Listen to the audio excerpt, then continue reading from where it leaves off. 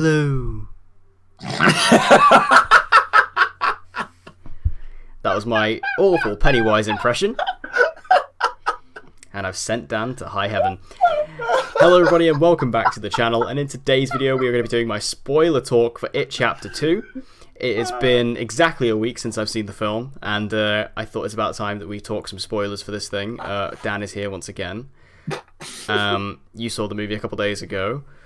I saw it yesterday. I was going to go and see it today, but then I saw my cinema basically popped up with an extremely late night viewing, so I thought, you know what, I can do that. So yeah, it's pretty fresh in my memory. And I'm the book nerd here because I have read the book. Yeah, so expect lots of snarky comments. I saw the movie a week ago. I saw it on the midnight screening, opening night. I went to the double bill of Chapter 1 and Chapter 2. Which 4 hours of your life wasted. More like 5. Oh yeah, damn. But it was fun because I never actually saw Chapter 1 in cinema, so it was cool to go see that. Oh yeah, because you lied to me. Yeah. Oh, this man. Let's get this all right. This is back in 2017 when Chapter 1 came out. This man, this absolute clown in real life, was turning around to me saying, "Oh, Dan, Chapter 1 was so good, you know. Oh, it was such a good movie." Months before, and this man was like, "Oh, I'll never see it. I don't like horror films." And then he's like convincing me that he's watched it, only to turn around about 4 months after the film comes out and be like, "Oh yeah, Dan, I never watched Chapter 1." Like, you absolute hack fraud. You even told everyone on Twitter you'd watched it. It's the fact that you believed me as well that made it funnier. It's the fact you genuinely believed me for months, and it got to the point like 4 months later I was like, I should probably tell him. You absolute pussy-o. But I did see it when it came out on Blu-ray, and now I got to see it again in cinema, which is cool. You're an absolute pussy. And I have to say, I think watching them together back to back was definitely a good idea, because Chapter 2 does very much serve as a companion piece to Chapter 1. So I think before we kind of dive into the overall nitty-gritty details of spoilers, what are your overall thoughts just on the film in general? I think, to get the obvious out of the way, comparing it to the first film, I do think the first film is better. I think it's a bit more consistent, and it doesn't drag on for as long. I think my biggest problem with it, Chapter 2, is by far, I think everyone else will agree, the runtime. I understand why they made it this long, because obviously there's so much material to take from the book, but the problem is that the scenes that they put in here, they just didn't feel very necessary. It felt like we could have maybe taken other things that were more important or more interesting from the book and put them into the movie instead. It was quite, especially the second act, basically felt like a really slow fetch quest, without giving anything away. And it was just in general, I did find it a slog at times, and I just, like I said, I think it relied as well way too much on jump scares compared to the first film. Like, the first film had quite a few like interesting scares, whereas in this one, it felt like it relied a lot more on jump scares. And as someone who watches a lot of horror films, it's one of my biggest pet peeves because it's such a cheap way to get a scare out of a viewer. But no, I still really enjoyed the film. I thought the cast was very good. They cast the adults very, very well. I thought the dynamics between them all was very good. I think Bill Hader was easily the standout. Like, he was brilliant in the film. I thought the cinematography as well, just like the first film, really good, and the direction was good as well. A lot of the more emotional moments were also really well written. And I love Bill Skarsgård. I loved the ending. I loved the sense of finality that it had as well. Yeah, overall, I still enjoyed it. I've still really enjoyed it. Like I said, just wasn't quite as good as the first one, because the first one just felt a bit more cohesive and better paced to me. Yeah, I definitely agree. I think the first one is better. I enjoyed it. I think the best part of the movie is definitely the casting. I love seeing the older cast because they are all so brilliantly cast, all of them, especially. Like, Bill Hader is like you say, he's brilliant in this. I mean, we'll go into all the characters individually later on, but yeah, Bill Hader is by far the standout. And also, the guy who they cast as Old Eddie is ridiculous. Yeah. The way he looks like Jack Dylan Grazer. Like, there's that shot in the movie where they combine, the faces. Oh, it's literally, it's seamless. It's seamless. It's mental. And what's really cool is that guy, James Ransone, has actually just been announced for Wales Comic Con, and I am so meeting him. I know, I saw that as well. Yeah, because I loved him in this movie. He was my second favourite under Richie. But I thought the movie was really good from a casting standpoint. All the actors did a great job. I enjoyed the story of it. But I do have some complaints as well. Like I say, the runtime, it was definitely dragged out. It was far too long than it needed to be. I think the first It is kind of a really good runtime. I think that fits it just about enough, whereas Chapter 2 just kind of goes way too far. And like you say, it kind of, I think the movie honestly could have justified being that long, but it doesn't, because it focuses on all the wrong things. Yeah. Like, it doesn't give you the information you want. They kind of spend a lot of time with scenes that don't really matter. And that is where the extended runtime comes from. Whereas if they would have filled that runtime with actual important scenes of like backstory with Pennywise and things like that, I think it would have paid off a lot more. And also, like I say, the reliance on jump scares was really disappointing, because the first one had a lot of really good psychological horror. Yeah. This movie was I'd say like 85% jump scares, maybe even 90%. And granted, there were a couple that really got me in this movie, I have to admit. Like there's two in particular. It was like, there's the one where in Richie's like little journey, when, you know, the big statue comes to life. Yeah. That one really got me. And there's another one as well, which I can't quite remember. It might have been when Beverly gets attacked by the old woman. I think it might have been that one. And I feel like there were elements of this one that were scary, but again, a lot of it were jump scares, so it just kind of, it feels lazier than the first movie in that regard. And yeah, I do have other kind of more spoilerific complaints, which I'll get into later on. But yeah, it's a good movie. I really enjoyed it. It comes across as a really good companion piece to the first one. It just, you know, if we are going to compare the two, because people naturally will, the first one does kind of go above it quite a bit. So for me, but yeah. So I say, what's the first thing to tackle here? I think we should go into all the characters one by one. Yeah. Just because there's a lot to discuss with each of them. So start off with our leader, Bill, played by James McAvoy. Bill kind of has to face his demons in this movie, I suppose. I mean, I guess they all kind of do, but Bill in particular, he really starts to feel guilty about, you know, the fact that if he would have gone out with Georgie that day, perhaps Georgie wouldn't have died. I thought James McAvoy was really good in this movie, as he is in everything. Yeah. Was it me, though, or did you find Bill a tad unlikable in this movie? I don't know if it's just me.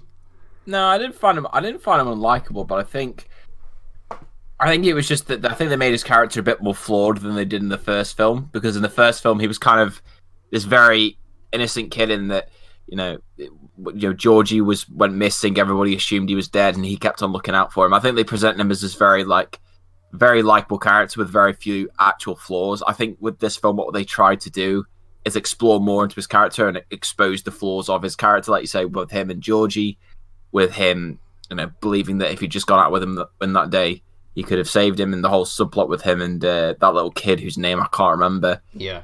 Yeah. I do think they like I say, there were definitely parts of his character that definitely were portrayed in a negative way, but I think it was done on purpose to show the different layers to his character. And there's one change as well with him compared to the book, which is like you said with Georgie.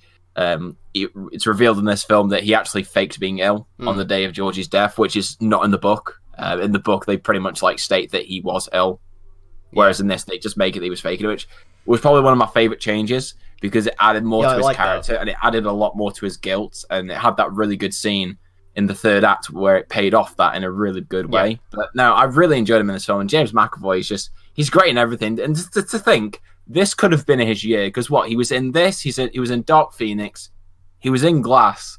This should have been James McAvoy's year to shine, and it just isn't, because 2 out of the 3 films bombed hard. And even with this, even though it was good, it wasn't as good as it should have been.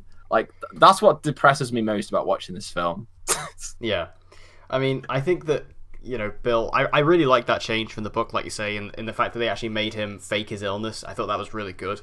Just because it added so much more guilt to that. Because, you know, you would have felt guilty enough, but the fact that, you know, you faked it just because you didn't want to go out and play with him that day, it really added a lot to him.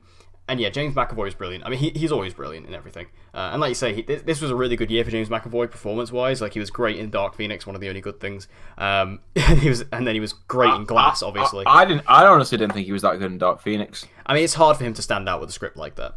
But yeah, it's hard. I don't think any of the actors particularly shined in that, except for maybe Sophie Turner.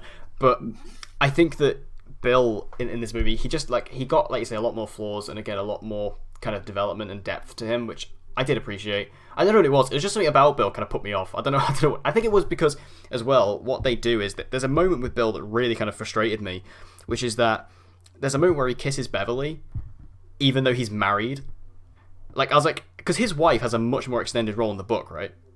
Yeah, in the book and the miniseries, she has like way more to do. Like, she gets captured by it, and she's taken to like its lair in the final battle, and then basically she ends up in this like comatose state. But to be fair, I think the reason they didn't include her as much in this is because in the miniseries, the way that they portrayed it on screen was fairly close to the book, but it was just way too ridiculous and silly. Like, they just turned her into a damsel in distress, and then like to get out of the comatose state, she has to ride with Bill on a bike through the streets, and it didn't work on live action. So I reckon that's probably why they took her out of the film. Because if that's the reason, then I'm happy with it. Just because it would have been a bit of a, it would have just made her character more useless. That would have been fine though. But I think like what my problem is with it is that like she's in the opening scene, like she's in the first scene when we first sort of meet back up with Bill. She's in that scene. That was fine, and then but then she's never like brought up or mentioned ever again. And then he kisses Beverly, and I was like, have you just? I mean, I forgot he had a wife. I didn't know he had as well. Like, I didn't know. You know, he moved on that quick. I think Jessica Chastain is a very attractive woman, but I mean, yeah. I think it was just because they were trying to pay off the fact that obviously, you know, she was his childhood crush. The same with Ben, so I think that was why they were doing it. They probably didn't think about his wife all that much when they probably wrote that scene. But no, I think that's why they put it in there. I can understand why from a plot standpoint. I'm just thinking retroactively, yeah, it is kind of seen it as a bit of a dick move, but I think it all adds to the flaws of Bill as a character, which I think were done on purpose. Yeah, it took me off guard because going into the movie, I didn't even know, because I don't know anything about the book, so I didn't know that Bill was going to be married by this point. So I was fully expecting by the end of this movie for Bill and Beverly to be together. So no, so I never thought that. But again, obviously, I have no knowledge of the book, so I was kind of like, that's kind of just what I was predicting based on the first film. And from that opening scene when you see James McAvoy with his wife, I was like, oh, okay, well that can't happen because he's married, so that's fine. That's out the window. So obviously it's going to be Ben. But then when he kisses her, I was like, oh, okay, this is bizarre, and I don't like this. I feel uncomfortable. But yeah, Bill he definitely added a lot more to him, which was good. And then speak of the devil, Beverly, played by Jessica Chastain, probably the best casting of them all. Maybe except for maybe Eddie. I mean, Jessica Chastain is an actress I love. I love Jessica Chastain. Yeah, we all know you're a very big fan of Jessica Chastain. Big fan. I'm no Grace Randolph. Fuck Grace Randolph. She's an absolute bitch. Facts. We're gonna say this right here. Did you see that video she made about Taika Waititi with his new film? Yeah. Can I just say though, I'd like to say on the record, if Grace Randolph is listening, I'm a big fan. No, we don't have that here. I'm sorry. I like her videos. I'm sorry. Grace Randolph, please do everyone a favor. Fuck off from YouTube. Oh dear. But anyway, Jessica Chastain as Beverly, brilliant from the acting standpoint, of course. I found it interesting about Beverly that she kind of just got back into the rut she was in when she was a kid. Obviously, she was stuck in an abusive relationship with her father as a kid, and now she's in an abusive relationship with her husband as she's grown older. I found that interesting. I didn't, because I kind of felt like her arc in the first movie was getting away from that, and then to see her kind of lapse back into that was interesting. And it was just obviously reflective of her childhood, which was interesting. But I really liked Beverly overall. Just I think Beverly was like the standout character of the first film. I wouldn't exactly say she's the standout of this one. Like the way I kind of look at it is the first movie was Bill and Beverly. The second movie is Eddie and Richie. Yeah. Completely. So Beverly didn't stand out as much to me in this one, but she did get really good scenes. Like the scene with the old woman that you've like basically seen all of in the trailer. Yeah. Is really good. The tension in that scene's fantastic, I have to say.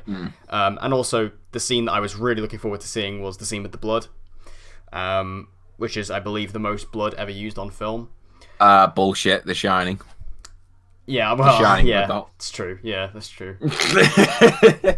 That's what Jessica Chastain said. That's all I'm saying. Yeah, well, she clearly hasn't seen The Shining, which deeply upsets me. Yeah, but that was a cool scene as well. To be honest, there's not really much to say about Beverly because they kind of, I mean, she had that vision where she said she saw that everyone died. And she knew that Stanley died. And she knew as well, Stanley was dead, which we'll get on to later, even though there's not a lot we can say for Stanley. No, poor Stanley, even though no one cares about Stanley. But yeah, I thought Beverly was good in this movie once again. Jessica Chastain was great. Yeah, I thought she was good in the movie. Like you say, she was good. The other thing I would say is that she had quite a lot of like exposition heavy scenes, especially when it was like explaining the deadlights, like, oh, I could see everyone die and stuff like that. It could have gone a little bit out of hand, but I think they managed to swerve that just enough for me, because that was the one thing I worried about the most with it. She'd just become an exposition machine. It's like, oh, I saw the future and stuff like that, and they were going to use that in the film. But no, I thought they did a good job with it. Jessica Chastain was really good as well. Yeah. Like I say, they can't really have a lot to say, because, I mean, she wasn't one of the standout characters for me, because, like you say, the standout for me was... Because you very much with the losers, you had, like, the main story... You had, like, two stories. You had, like, the one with Bill, Beverly, and Ben, and then the other one, which was, with Richie and Eddie. And I found Richie and Eddie was just far more interesting to me than the other one. Yeah. And then, speaking of Ben, we'll move to him next, the third member of this love triangle. Can I just say, I love Ben in this movie. You mean you love the actor? Well, I'd never even heard of the actor going into this. He might be my new man crush, but he is... I mean, I knew Ben kind of got hot in the in the book. So I was very excited to see how he was going to transform. And it's that first scene when you see him, I was like, oh my god. Like, how could Beverly resist this guy? I mean, I think he might be the weakest actor of the group, but I think he gets away with it because of how distracting he is. Like, yeah. because it's like, he's not the strongest actor, but then it's because you're just so focused on the fact that this used to be a chubby little kid who's now grown up to be, like, the hottest of all of them. And I just really enjoyed his character. Like, I love the fact that he's still all these years later, is still, like, head over heels for Beverly. And, like, still remembers the letter that he sent to her and all that. I thought he was adorable. I loved Ben in this movie. Honestly, one of my favorite characters. I loved him, even though he's not got that much to do. Yeah. He was definitely like the weakest in terms of the actors, but I think that was because he was probably the least experienced one going into it. I mean, he's from Neighbours, so yeah. I mean, there's it's only a one way but up from Neighbours. There is no downward level from there. He's from either Neighbours or Home and Away, one of those Australian drama shows that they're both the same thing, really. But I really liked him. Again, I love the fact that he ended up with Beverly in the end, because I was like full on standing that throughout the movie. But yeah, I just thought, again, he's not the strongest actor, but because he's so distracting, and not only distracting in the sense that his character transition, but also the fact that he's just so distractingly good looking, I think he kind of gets away with it. But yeah, I mean, Ben didn't really have much to do with this either. I think Ben was a lot more interesting in the first one. Yeah. Just because they made him the history guy, didn't they? Yeah, because in the book, isn't it Ben who stays back? No, it's Mike. Mike's always the one who stays back, because I read somewhere basically, if it was going to follow the books more accurately, Mike would have been the history person in part one, because then it would make sense as to why he stayed back as an adult and knew so much about Derry. But for some reason, in It Chapter 1, they basically made it so that Ben was the history person, and then that they gave Mike fuck all to do. I guess maybe they just retconned it, because I guess maybe they looked at the actor who plays Mike and like, he's more experienced, let's give him the bigger scenes. I don't know. But I did like Ben. I enjoyed his presence. And I hope this guy gets more work. Jay Ryan, I hope he gets more work. Oh god. Now, Richie, MVP.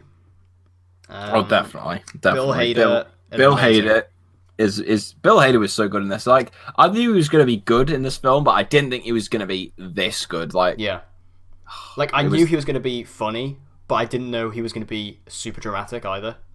No, like his dramatic scene, especially towards the end of the movie, like in the final fight, and with Eddie's death and things like that. It was insane, like seeing his range. Because we all know Bill Hader to be a comedic actor. He's from SNL. But then to see him go to this length, I was really impressed by what he was able to do. Especially the scene in the water towards the end. It's fantastic. And just Richie as a character, again, that's a really good casting. It's a really good casting. to see him, especially because I like the fact that like one of my favorite scenes in this movie is the scene where, well, the multiple scenes where we go from each character, like picking up from what they're doing in their lives. And I love the fact that Richie is a stand-up comedian. I think that's brilliant. Because obviously he was the really funny one in the first movie. So I think it works so well, the fact that he became a stand-up comedian. So to see, especially because Bill Hader is such a comedian as well, it works brilliantly. Richie had the best arc by far. Oh, definitely. Like by an absolute. I mean, the rest of them, most of them didn't really have arcs, to be honest, but Richie 100% did, and his was Richie's did because it like highlighted something that we didn't know about in the first film, obviously, because we'll just get us out of the way because we're in the spoiler section. Obviously, it's revealed in this film that Richie is gay, and it's basically it taught him about this during his childhood scenes, and I thought it was just really cool the way that they did it, because it preyed on something that is still a very big common issue today. I mean, even the opening scene of this film is a gay crime.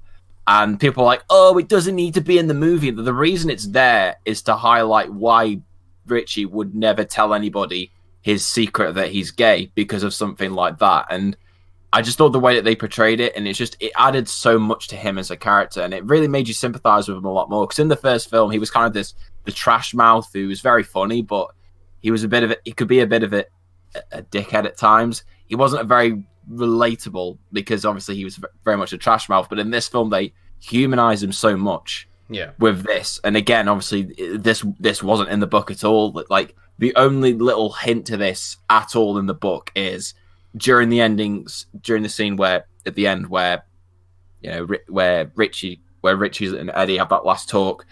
He kind of caresses his cheek, but that's it. Like it's never explicitly said that he's gay, but this is one of the changes that I loved. No, he was just easily the best character of the film, and like I say, Bill Hader, just the places that he went to emotionally were places that I didn't even know he was capable of going to. Like it really shocked me, but in a really good way, and was by far the standout for me. Yeah, I mean, I've never seen this kind of acting range from him. I mean, I've heard that his show Barry on HBO is amazing, apparently. So I'm kind of a lot more inclined to check that out now. But yeah, I was so impressed with him. Because I was expecting him just to be really funny in this movie, and he is really funny. But again, what he's able to do with the emotional side of it is super, super impressive. Like there's a shot that's in the trailer, and it's quite like a famous shot now of like, I think it's Ben and Mike holding him back when he's just screaming. Yeah, really good stuff. Definitely the standout for me, and I loved the reveal. I loved how they played it off. I liked that it wasn't this big dramatic thing. Like what I liked about it was I so thought it was going to happen in the scene in the water. I so thought that was when he was going to reveal it. He was going to reveal it to everybody. But I like the fact he just had his own little personal moment where he just went and and it kind of adds a lot of it fills in a lot of gaps with the first movie, I think, because Richie was always very sort of harsh on Eddie in the first movie, and that kind of explains why. Because obviously they kind of infer in this movie that he actually liked Eddie. So it's that classic thing of when you're kids, you're mean to the person you like, kind of thing. So it highlights that and fills in those gaps, which I really like. So yeah, definitely Richie, best character in the movie for sure. Now speaking of Eddie, played by James Ransone, again probably the most accurately cast of all of them. It's insane, that shot. I mean, it is kind of just showing off the fact of, oh, we got this guy. But I thought, like, because I remember when I first saw him and I thought, oh my god, that's just Jack Dylan Grazer. But then I was like, where did they find this guy? But then I looked into it. He was in Sinister, which was also directed by Andy Muschietti. So I was like, that's just a bizarre coincidence. Like, that's a really bizarre... Because I thought, like, they must have... Because a lot of these actors are unknowns, like, for the most part. So I was kind of like, where did they find this guy? But it's the fact that Andy Muschietti already knew him. And I was like, okay, fair enough. Just knew him by coincidence. Yeah. Oh. Like, they must have, like... He must have, like, gone looking through his actors of, like, oh, who can we cast as Eddie? Like, because he was already mates with Jessica Chastain, so she got her in. And then he was just like, okay, well, who can we get for Eddie? He's just looking through his actors. And he must, like, double tuck at James Ransone and be like, holy shit. But Eddie.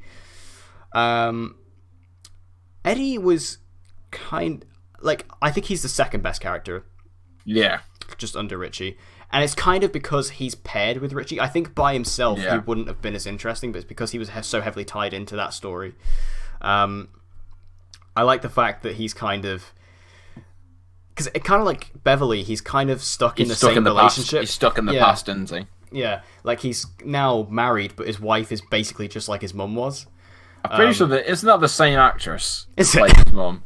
I think it might be. I'm pretty sure it is. That would be funny. She's creepy in that first movie. Like, there's like some really like disgusting shots with her. Oh yeah, like fuck it. She is the creepiest thing in that first film. Yeah, like I was like, there's like a shot where she just like smiles at him. I was like, ugh. It actually made me shiver a bit. That'd be really funny if it's the same actress. But yeah, Eddie's kind of stuck in the past. He's still very much like a hypochondriac, like he was in the first movie. Very much in the same personality. Like, that's what I found interesting, is all the characters in this are extremely dynamic. Like, some of them have moved on and are kind of different. Like, Bill's very different. Ben is obviously very different. But then you've got characters like Eddie and Beverly who are basically the same. And yeah, it's just the fact that Eddie's like just completely stuck in the past. He's still a hypochondriac. He's still a germaphobe. All these different things just made him super entertaining once again. Because I loved Eddie in the first movie. I don't know if it's just because I love Jack Dylan Grazer, but I found his character just so entertaining. Like, I think it's his germaphobic lines that he has.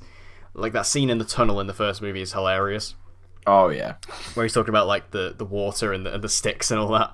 And then in this movie, he has very, very similar things. And also, I have to say, his fight with what's his name? The serial killer guy, Henry Bowers. Yeah, Henry Bowers, yeah. Brilliant. He was amazing in that scene. Because like Richie's really funny in this movie, but Eddie's really funny as well. Yeah. You know, he gets stabbed through the cheek by Henry, and then he just takes the knife out and just stabs him through the curtain. It's brilliant. It's the way like stumbles out the door and he's still trying to be funny about it. I love it. And of course, it all kind of culminates in Eddie's death by the end of the movie. Yeah. Which, I mean, I kind of see what was interesting is going into the movie, I knew that one of them died. Now, what I didn't, because basically what I heard going in is, because I just heard this in passing, I think on a podcast before the movie came out, they were talking about the book, and they said that they go in one loser down. Now, I didn't know. I assumed someone was going to die in this movie anyway. Basically, what it is in the book is, you know, in the second time that Henry comes and attacks the group. Yeah. Mike is injured in that, and he ends up in hospital, and he's unable to go with the losers to battle Pennywise. That's what that which is why they said one loser down, because Mike can't go with him because he's too injured to do it. But yeah, Eddie's death, that's always been a part of the book. The only thing they changed was how Eddie died. Because in the book, basically, Eddie, he tries to... What does he do? He tries to... I think he gets his either an inhaler or his insulin pen, and he tries to spray it on it, but it just basically picks him up and stabs him. Like, and then they've tried to replicate it in the miniseries, and it was just awful. Like, honestly, it's such a stupid death. Yeah. So, again... like what they did with Bill's wife, I can see why they changed it for this. Because his death is kind of treated as more of a surprise. Yeah. Which obviously, to me, doesn't work because I know that he's going to die, but at least I think it worked better from a thematic sense. Yeah. But no, it was really emotional, especially when him and Rich are having that conversation and they're, he's curdling him, and then, yeah, it was super emotional. Like, I genuinely cried, like, when I watched that, because I was so connected, not just to him as a character, but obviously with the fact that you see him and you see Jack Dylan Grazer as well. It was super emotional. Yeah, it's really good stuff. I really like what they did with Eddie in this movie, and his death was definitely super emotional. Like, I was kind of predicting either Eddie or Stanley to die in this movie, because again, I didn't know about Stanley's death at the beginning. How did you not know about that? I knew nothing about the book. Like, Stanley's suicide caught me completely by surprise. So like. And I was expecting, like, when I heard one of them, like, I kind of predicted one of them was going to die, and I kind of thought it was going to be Stanley, because I was like, well, that's the one no one cares about. Like, no one cares about Stanley. So I was like, so he's going to die. And he did die, but not in the way I expected. But yeah, Eddie's death was definitely kind of a surprise in the moment, and again, it led to a great scene between him and Richie. Now, Mike. This is where my frustrations start. I actually liked what they did with Mike in here. I didn't. What? I like the fact... I do like some of it, and I thought Asai Mustafa was really good. I like the fact that they kind of make him insane. Like he's been in Derry for another 27 years, and he's kind of gone mental in the way that the way he goes about things, the way he lies to the losers, the way he drugs Bill. Like, I like the fact they kind of made him mental, but what I didn't like is because Mike got barely anything to do in the first movie, as is, and then in this movie I was really thinking, oh, okay, well, he's the one who stayed behind, so he's going to get a lot to do. But what that really resulted in was him just being the exposition guy. That's all he is. He kind of is just there to spout exposition. And I don't know, I didn't really appreciate it. It kind of felt like Mike was just kind of... He felt like a function, really. And again, he's good. I think, I like Asaya Mustafa in the role. I think he's very good. I just didn't like his role in the movie. I found him a bit distracting. I actually really liked him. I liked him in the film, and I actually didn't think he was that... I don't think his exposition scenes honestly were that boring, and they didn't take that much from the film for me, because the thing is, in the book, that is basically, it serves the same purpose as that. He kind of is the one that relays all this information to the group, but it's done for a narrative reason, because the group themselves can't remember what happened. They have no memory of what happened because of the fact that they left Derry, and so the influence of Pennywise, it makes them slowly forget what happened. So for me, when it's something like that, and they're having to explain it for the characters for an actual narrative purpose, then for me, I personally don't take issue with it. It's only if these characters already knew these events and he's basically just relaying it to them as if they're idiots. That's when it starts to become irritating to me. But because it made sense from a story standpoint, I didn't take issue with it, and also because it serves the same purpose as it does in the book and the miniseries. So I personally wasn't that frustrated by it. There were a few scenes where it did go on for a little bit too long, but it never really hampered my experience of the film, and I thought it was okay. And I think I just more or less liked it because they actually gave Mike something to do in this film, because in the first film, him and Stanley got nothing to do. Yeah. Which really pissed me off, because they completely changed up Mike, and that was the reason he got nothing to do in the first film. And it pissed me off because obviously me going into this film, I knew what was going to happen to him, so I knew, well, if he gets no development in here, he ain't going to get out in the second film. So yeah, but no, I still really liked what they did with Mike, and yeah, the actor they got to play him was really good. My problem with the exposition stuff with him is that it's fine with him doing the exposition, because, like you say, the characters themselves don't actually remember what happened, but it's the exposition itself is my problem, because they go into it, but they don't go in enough. It's very surface level, and I still don't really get, like, I need to see it again, but I still don't understand the whole thing around the ritual. Yeah, ritual chud. Like, I don't think they explained that very well. And maybe it's just me because I didn't have prior knowledge of the book. I did hear some reviewers say that if you don't have prior knowledge of the book, there might be some things that kind of leave you a bit lost. Because when he was trying to explain that to Bill, and he was showing Bill, after he drugged him, I was like, I didn't quite get what it was about and how it was used. And also because I thought in that scene we were really going to dive into the backstory of Pennywise a little bit, and it never really does.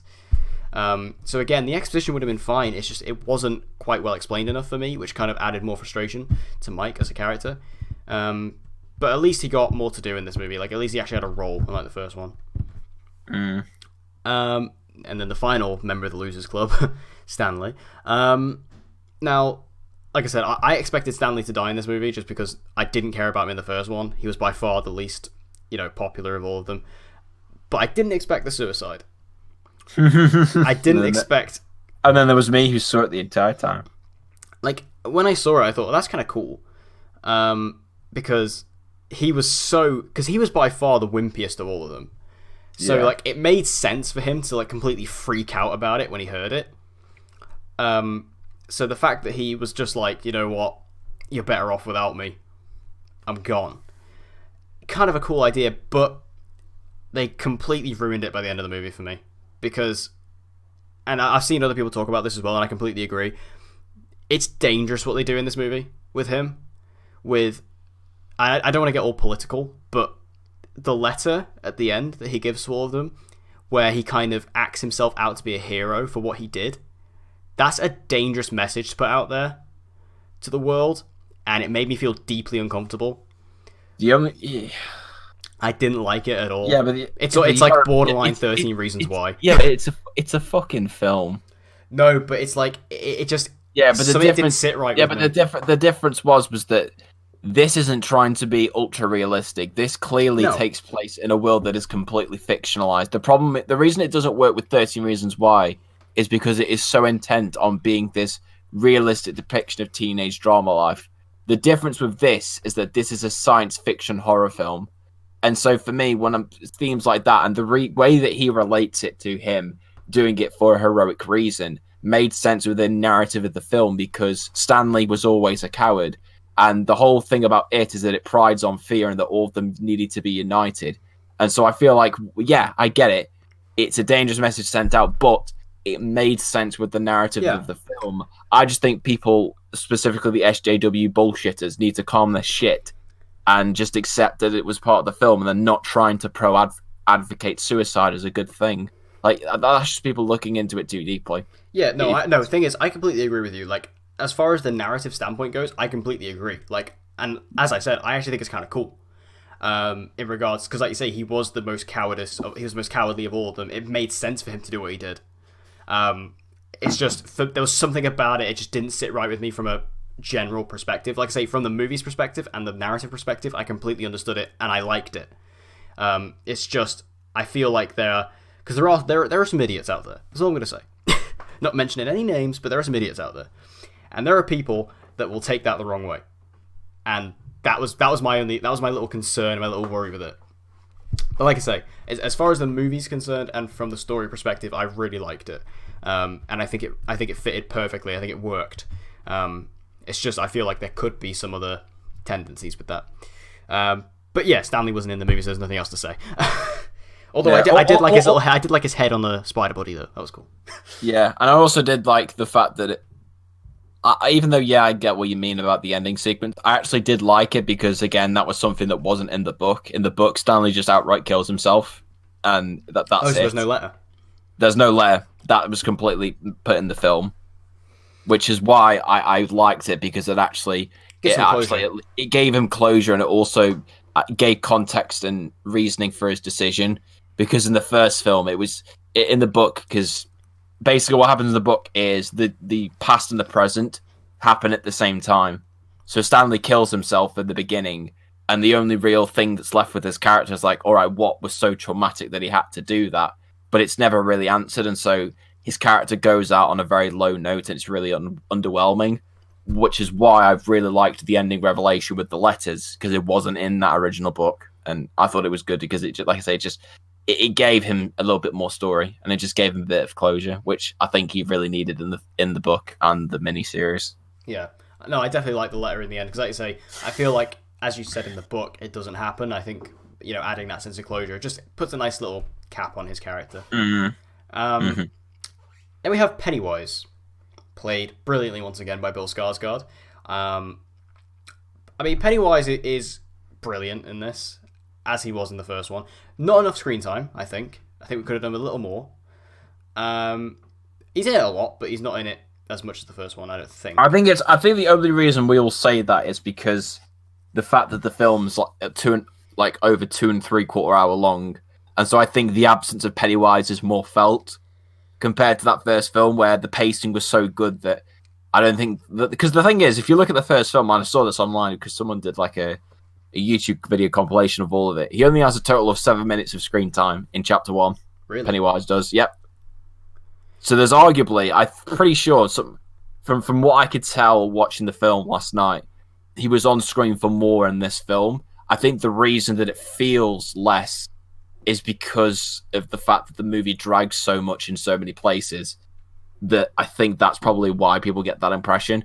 And I will say, I don't think they used him as effectively, and I think that mainly came down to the choice of scares that they made in the film. I think that's the main reason for it, because there was way too many jump scares, and they weren't very creative like they were in the first film with how they used him and how they made him a scary presence. But I still really enjoyed Bill Skarsgård in the film.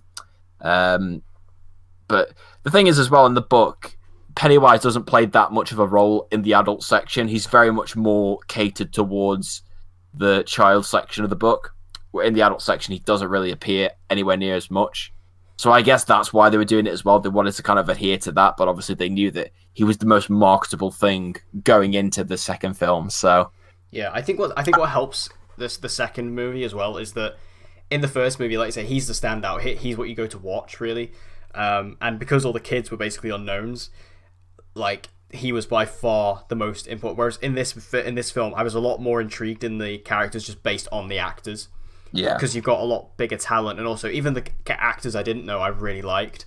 So I wasn't as dependent on seeing Pennywise because I was really satisfied with the actors playing the characters. So it's only until someone, because I didn't even think about it. It was only until someone brought it up, but they were like, "Oh, Pennywise wasn't in the movie that much." I was like, "Oh yeah, that's kind of true," but I wasn't. I'm honestly fine with it because I thought that the rest of the cast was so capable. It's fine. But yeah, Pennywise really good in this. Just again, very scary and creepy, and he kind of had a different element to him in this a little bit. He kind of had like a different kind of side to him, which I kind of enjoyed. Like the scene, like we get another Georgie scene with him with that little girl, which was really good. Like I kind of felt bad for him.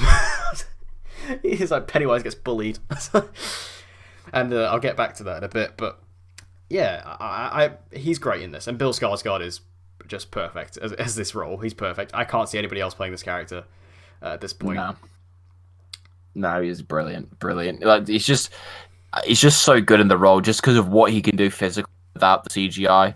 Just like in his eyes, like I still can't get over his like the fact that he's able to make his eyes go in two different directions. Like that is ultra creepy. Like I can't unsee that now. Yeah, it's bizarre. Okay, so that's all the characters out of the way. So I'm going to sort of dive into kind of more specific elements. For me, my favorite scene in this movie is actually right at the beginning. It's the Chinese restaurant scene. Yeah, that was a really good one. Like, because this is still very early on in the movie, and I remember at this point in the film, I was like, "This is awesome." I was like, "This movie's so good," and I was just like, just experiencing the scene because it's just seeing them all come back together and all react. Because as an audience, we've already reacted to each of the characters in their lives and how they are now. But this scene was all the other characters like interacting with one another and reacting to each other, which I really like. Especially, it's when Ben walks in, and because no one recognizes him. Yeah, it's great. Like because he looks so different, and it's just brilliant. And seeing them all kind of react, and then it's the way it all turns so quickly because it's so happy and like it's a really funny scene, and then it just turns. It just as soon as Pennywise starts to get involved, and it just turns. And they all start freaking out, and they all start seeing visions and things like that. The fortune cookie, where you find out about Stan's death, because there's that big question, where's Stanley? Why is he not here? And then when it's revealed through the fortune cookie that he's not there, that he's dead, really good stuff. Like that scene was fantastic. It's so well written, that scene. Just the way they all react, because they kind of like instantly click back into the way they were as kids. And that was really entertaining. You have like Richie again, just like bullying Eddie all the time, and things like that. And they're all just kind of taking the mick out of Ben about how hot he is now, which is very true. But yeah, I love the Chinese restaurant scene, especially because it kind of sets up a couple things with like that little kid who comes back later on, and Richie freaking out in front of him and stuff like that. Really funny stuff. Yeah, that's my favorite scene in the movie for sure. I love that scene. Yeah, to be honest with you, that was probably mine as well. Just because I loved seeing the dynamic between all of the group, like, and getting in that scene, and then just the rapport between them. It obviously the different actors playing them, but it naturally felt like the adult versions meeting each other for the first time, like how you meet a friend who you haven't seen for years, and you instantly have that rapport with one another.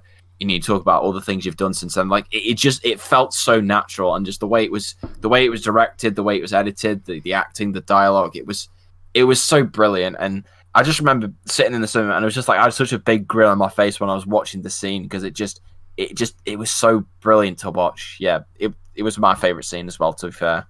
Yeah. What did you think of the flashbacks?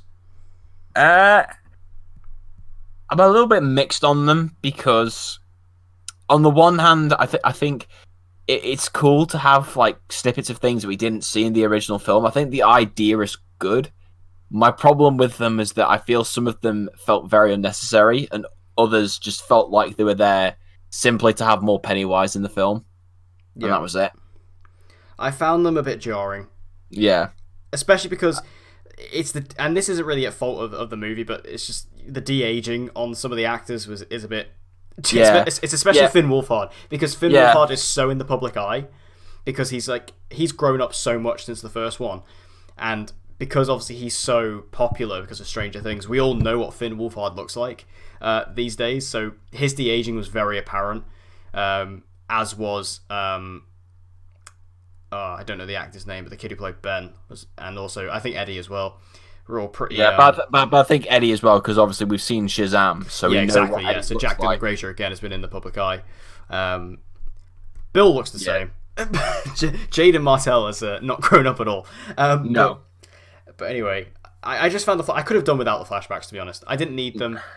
They kind of just felt like they were just adding scenes. I mean, the scene with the clubhouse was good. I didn't mind that, especially because there's kind of that sweet moment which kind of feeds into the ending with the shower caps. I like that. But other than that, the movie, the flashbacks didn't add much for me. I could have, if they were out of the movie entirely, it would have reduced the runtime, and I would have been happy with it. Yeah. It's kind of the way I look at it. I felt like they were slightly unnecessary. And then if we would have cut out all those scenes, we could have got a lot more scenes regarding its backstory and the mythology. Yeah. Because there's barely any of it, and it frustrates me to no end. And the bits that are there, I didn't really understand. No, it's very loose the way they play it, and that was something that did upset me, because I did want to see more of its backstory. And I'm pretty sure I can't find the interview for it, but I'm pretty sure they said before, and they were gonna like delve into the whole turtle thing and the macroverse. And stuff like that. Well, doesn't that Andy never Muschietti happened. say he's got like a 6-hour cut of this? Yeah, I'm pretty sure if that's the case, then it must be in there, and there must be stuff for its backstory, because we know they shot something, didn't they, for the first film? What was it? It was like a flashback sequence where I think it eats a baby. Yes. But like stuff like that, I would have loved to have seen, because I would have loved to explore more of the backstory of it. And I think when you have a film that was this long, when they announced the runtime, I was like, oh, cool, because we'll actually. Maybe it will open up the opportunity for stuff like this, but it just felt as if it was almost very rushed into the film. I don't know. I don't know if maybe there was like a botched editing job, but it felt very strange to have a film this long and leave so many things about its backstory unexplained. Yeah, I just found it really underwhelming in that regard, because you've got all this runtime, use it to good effect, but they don't. They just waste it all with stupid flashback sequences and. Just the second act being just a little bit too long for my liking. Like, yeah, it was very underwhelming from that point of view. Yeah, because I was really wanting to delve in more to its backstory, and it kind of went nowhere. And like I say, they briefly touched upon it, but not enough to the point where it was clear. So like he's like an alien who came to Earth, and then there was like this ritual that an old civilization did to banish him or whatever. See, that's like me explaining it. I don't know how to explain it because I don't know.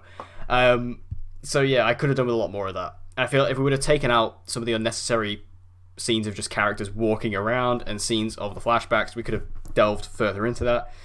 I mean, to be honest, I think we're going to get an It backstory movie, because this movie's doing very well. The first one obviously did well. This is a big franchise. This isn't the last It movie we're going to see, that's all I'm saying. I guarantee you that now. Yeah, they're definitely going to build a franchise around. I mean, they did it with the... Yeah, like I don't think we're gonna get like an It Chapter 3 per se, but we'll get like a Pennywise kind of flashback movie, and Bill Skarsgård said he wants to do it as well, so I'm sure we're gonna see that. And it depends what Andy Muschietti's doing, I suppose. I know he's doing The Flash next, but well, we'll see about that. Yeah, for now he's still doing it. Yeah, until he has an argument with Ezra Miller, and then we'll see how it goes. Fuck Ezra Miller, man, get him out. I hate Ezra Miller. I'm sorry, I really don't like Ezra Miller. What have you got against queers, Declan? No, I just find his personality repulsive. Are you anti-queer? I just find him... I think he's ridiculous in every sense of the word. How dare you? I think he has a repulsive personality, and I don't like his attitude. I'm not being funny, but why did he feel the need to write his own script? And why did Warner Brothers even allow him, completely throwing John Francis Daley and Jonathan Goldstein under the bus? Arsehole. Anyway. Don't like Ezra Miller, as you can tell. And I hate his portrayal of The Flash. Anyway. Yes. Could have done with more mythology and more backstory. How how did you feel about like the totem gathering thing? Because this kind of gave each character their own scene of horror, and that would have been cool if they would have actually made the scares individual. But again, they're all jump scares. I know, like, what the fuck are all these jump scares for? Yeah. Like, why? Like I say, the one with Richie with the giant statue coming to life, although it was a jump scare, it did genuinely get me. But other than that, like, it was just all pointless jump scares where, again, obviously I jumped, but that's just because it's a natural reaction. Like, yeah. It's so annoying when you have, like... I know, it just pissed me off, because there's moments in the first film, like, that are so creepy, but, like the scene with the Georgie and Pennywise, that entire scene is terrifying, not just because, it's a jump scare, because the cinematography is so good, because the sense of dread that they build. Yeah, the tension's great.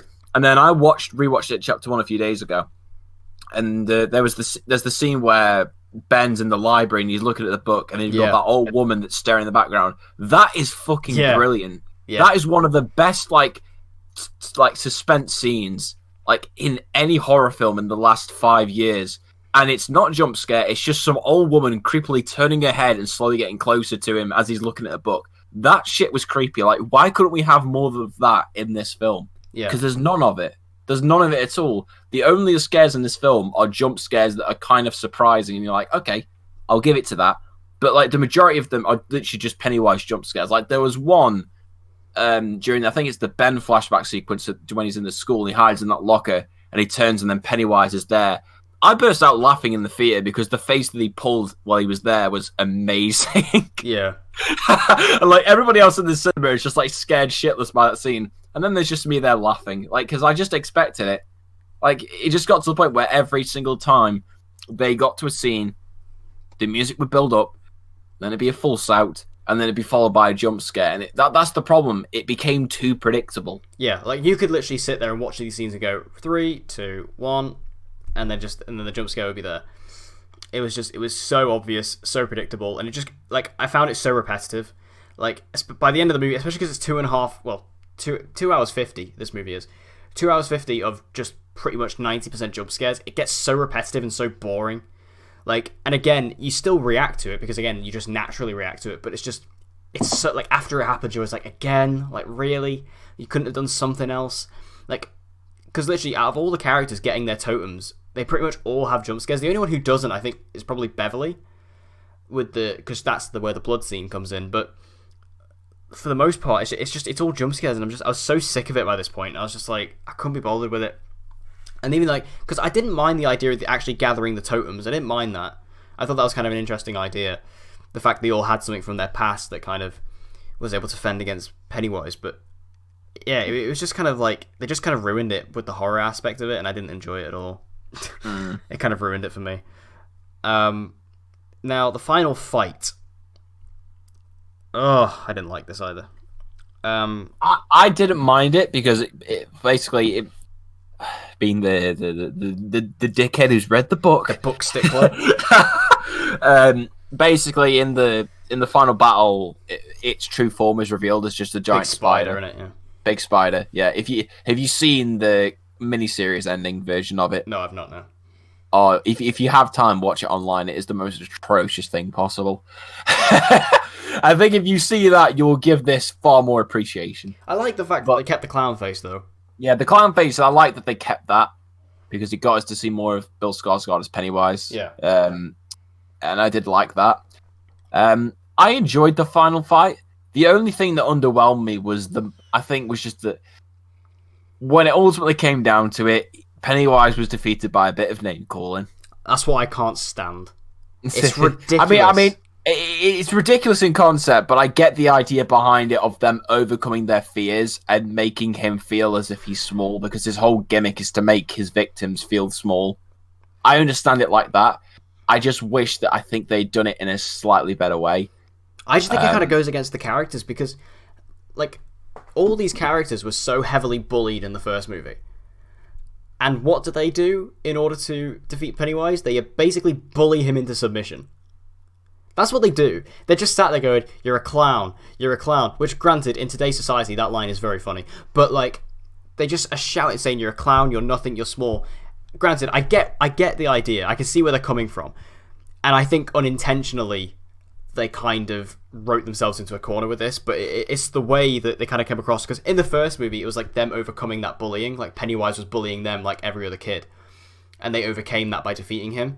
But in this movie it was like, oh, we're just gonna bully Pennywise into submission until he gives up, and then we can kill him. I think what they were trying to insinuate from it was obviously, Eddie gets fatally stabbed beforehand, and I think in that moment they were trying to show that his death was the thing that united them against defeating him, and I think that was what they were trying to do. And I think the way they tried to do it was, rather than have them beating him up completely like they did in the first film, I think they tried to go for a different approach by having them, taunt him verbally and like overcome him verbally rather than like physically with beating him. I think that's why they did it, because they didn't want to be repetitious, because in the miniseries, they basically defeat him the exact same way both times, and it's just pretty fucking bland, because you watch it the second time around, it's like, wow, it's the exact same. So I get it from that point. Yes, I do think it's stupid to some regard, but I found it an understandable way to defeat him. I just think maybe in execution, it could have been done a little bit better. But I loved the visual, though, when they have him just like completely pegged down. He looks like fucking Humpty Dumpty spat on the floor. And then I love the bit where they all grab it and they get his heart out and they crush it. I like that. He gets Davy Jonesed. Yeah, I will say it's a far better ending than the miniseries. The miniseries one was absolutely terrible, the way that they did it. And I'd say to some extent as well, I like aspects of it better than the book. But I think the book is a bit better only because they integrate the ritual chud far more into it. It plays a far more bigger role in the film, because obviously the ritual chud in this just completely backfires. Yeah. Whereas in the book, it actually has a use. Yeah, I have an idea though. In order to give us a different version of the fight and also not to result to bullying, why don't they just get a gun? Seriously, why don't they just get a gun and shoot Pennywise in the face? Yeah, but they tried that in the first film with Mike's gun and it didn't work. No, but that wasn't a proper gun. That was a like tranquilizer thing for sheep. I'm talking about a like full-on rifle. We'll get a big ass rifle and shoot Pennywise in the face. Why? Look, I obviously know if that would have happened, it would have been a very quick ending, and that's not how story writing works. But it's just the way it's just like, why did nobody consider just bringing a big gun to this fight? Like, they're all adults now. Can you explain the ritual to me? Because I don't get it. Like, seriously, I do not understand the ritual at all. No, I understood it. Like, it was like you had to get like an item from your past of trauma, and you had to like put it in there. Yeah, what does the ritual do, though? What does the ritual do? They do change it up from the books, because in the books, like it's very much like deep, like the macroverse, and like there's this entity like that takes the form of the turtle. It's basically the yin to Pennywise's yang. Right. And basically what it does is, if you perform the ritual, it makes you more powerful. It makes you more powerful and able to combat Pennywise, because of the fact that he's like this intergalactic force. Like he's this intergalactic presence. Yeah, because basically Stephen King wrote this book when he was high on drugs, which is why it's so complicated to explain.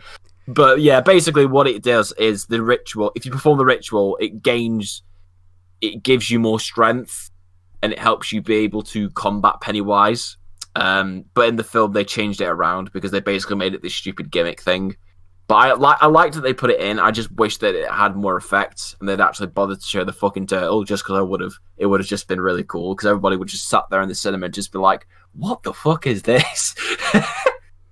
Because apparently, I'm pretty sure, like you say, it was going to be in there. Yeah, at one point. Andy Muschietti said there was like 3 hours extra footage of this movie out there. So yeah, I want to see it just for the fucking turtle. Release the Muschietti cut. Release the Muschietti cut. But, God, imagine this movie being 6 hours. Christ. Still be better than Justice League. Probably. In fact, not probably, definitely. That's not a high bar to climb. But yeah, I think overall thoughts in it, Chapter 2, I think I've come across really negative, actually, in this talk. I really like the movie. Like I say, I do have a lot of complaints with it. Thing is, in my review, I was not able to be as critical as I wanted to be because a lot of my critical thoughts were to do with spoilers. But I really like the movie overall. I think it's very fun. It's very entertaining. The cast does a lot for the movie, I think, just in regards to how well they are cast and also how well they're acted. Pennywise is great.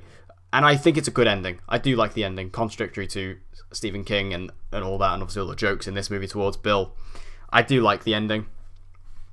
And I feel like it is a decent ending for the story. It's a nice companion piece. Not quite as good as Chapter 1, but it definitely has its good moments, definitely has its strong tendencies. And I enjoyed it overall. Like, I did find it a bit disappointing. Again, just because of my issues with it, but it's not the most disappointing movie of the year. As far as 2019 goes, this is I mean, far from it. We have seen some absolute stinkers in terms of like disappointing films. So, like, this is nowhere near. I think this has been the most disappointing year of film I've ever experienced, like, as a film fan. Nah, 2018, man. 2018 was disappointing. I think I found this year worse, to be honest. No. They took The Predator from me. The Predator, man, crushed my soul. Like, no. If your mum's vagina was a video game, it'd be E for everyone. It's the only thing I remember from The Predator. What a shit film. And you turn around... The thing is that I remember you turning around to Sam and saying, it wasn't that bad. And the main reason for that is that you defend Iron Man 3, so you have it in for Shane Black. That's what it is. You love Shane Black too much. I'm sorry, I like Iron Man 3. I'm sorry. Yeah, but that's blinded your judgment to a clearly shit film by I hate Shane Black. I don't like The Predator. Yeah, but it's just I remember when you watched at the time. At the time, you're like, it wasn't that bad. That's just. I have a problem with films that I need to snap out of, and I am starting to snap out of it now. But it's when I'm a lot more positive when I first come out of films, and then I kind of jump to say my thoughts really quickly when I haven't really digested it properly, and I start to think about the flaw. I only think about the good stuff and not the bad stuff. But I'm starting to snap out of that now. Like, I think I was very good actually with it, Chapter 2. But yeah, The Predator, don't get me wrong, terrible film. Do not like it. Yeah. The only good thing is that line that I said, because it's key. But yeah, It Chapter 2, pretty good. Pretty good. I'd probably say it's like a 7 out of 10, 7.5, something like that. I'd give the first one like an 8, so... Yeah, I'd honestly give the first one a 9. I loved the first one that much. I think it's one of the best Stephen King adaptations. Oh yeah, to be fair. But the first one, I think the second one, yeah, I'd probably say like a 7.5. I still think it's a very good film. I think, like I mentioned, it's just it just misses out just because, like you say, I think the runtime is a little bit too long, and there's certain choices in the film that I don't think works for me. And overall, like the It Chapter 1 is a film that like I can happily watch anytime. Whereas with this, it's kind of a film where I'll be like, oh, I'll watch it, but I kind of need to watch the first one beforehand, or and I don't know if I can watch it in one sitting. And so for that reason, I can't really give it an 8, but I do think it's a very good film. So yeah, it lands in between a 7 and an 8, so 7.5 for me. Yeah, that's fair. But what do you guys think about It Chapter 2? Make sure to let us know all your thoughts in the comment section down below. Also, the comment section in this video is going to be a completely spoiler minefield. So if you've not seen the film, I mean, if you're watching up to this point and you've not seen it, then apologies. But also, don't look in the comment section because they'll just be reinforcing everything that we've spoiled up in this video. But anyway, thank you, Dan, for coming on once again. Oh, thank you very much, my friend. No worries. I'm sure we'll be hearing your voice very soon once again. And as always, guys, if you want to see more movie reviews and movie-related videos like this, be sure to subscribe, and I hope to see you guys again next time. See ya.